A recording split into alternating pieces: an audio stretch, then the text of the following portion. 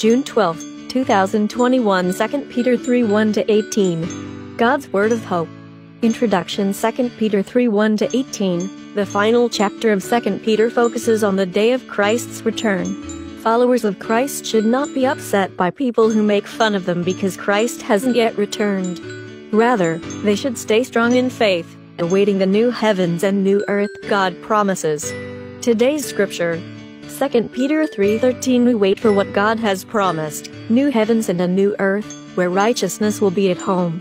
Today's reading, the promise of the Lord's coming. 1. My dear friends, this is now the second letter I have written you. In both letters I have tried to arouse pure thoughts in your minds by reminding you of these things too. I want you to remember the words that were spoken long ago by the holy prophets, and the command from the Lord and Savior which was given you by your apostles. 3. First of all, you must understand that in the last days some people will appear whose lives are controlled by their own lusts. They will make fun of you for, and will ask, "He promised to come, didn't he?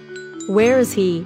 Our ancestors have already died, but everything is still the same as it was since the creation of the world." 5.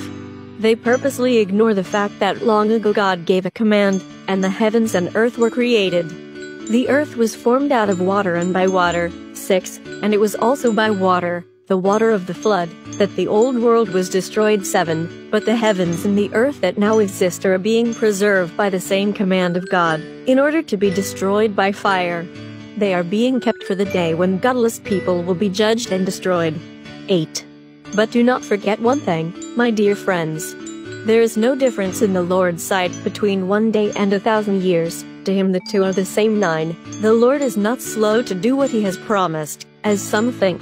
Instead, he is patient with you, because he does not want anyone to be destroyed, but wants all to turn away from their sins. 10. But the day of the Lord will come like a thief. On that day, the heavens will disappear with a shrill noise, the heavenly bodies will burn up and be destroyed, and the earth with everything in it will vanish. 11. Since all these things will be destroyed in this way, what kind of people should you be? Your lives should be holy and dedicated to God. 12. As you wait for the day of God and do your best to make it come soon, the day when the heavens will burn up and be destroyed, and the heavenly bodies will be melted by the heat. 13. But we wait for what God has promised, new heavens and a new earth, where righteousness will be at home. 14. And so, my friends, as you wait for that day, do your best to be pure and faultless in God's sight and to be at peace with him. 15. Look on our Lord's patience as the opportunity he has given you to be saved, just as our dear friend Paul wrote to you, using the wisdom that God gave him. 16. This is what he says in all his letters when he writes on the subject. There are some difficult things in his letters which ignorant and unstable people explain falsely, as they do with other passages of the scriptures. So they bring on their own destruction. 17. But you, my friends, already know this. Be on your guard, then, so that you will not be led away by the errors of lawless people and fall from your safe position. 18. But continue to grow in the grace and knowledge of our Lord and Savior Jesus Christ. To him be the glory, now and forever. Amen. Reflect. Today's reading emphasizes the importance of patiently waiting for the Lord's return and not losing hope. At the time of this letter, many had thought Christ would have already returned. According to the letter, what will the day of the Lord's return be like?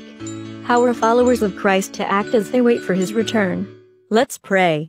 Lord God, you are the Alpha and the Omega, the beginning and the end. Though I know not when you will return, you call me and all people of faith to help people experience a glimpse of your realm by extending your love and grace throughout your whole creation. Help me to grow in the knowledge of your Son, Jesus Christ. To him be the glory now and forever. Amen. Tomorrow's reading, Isaiah 25, 1-9. God prepares a banquet.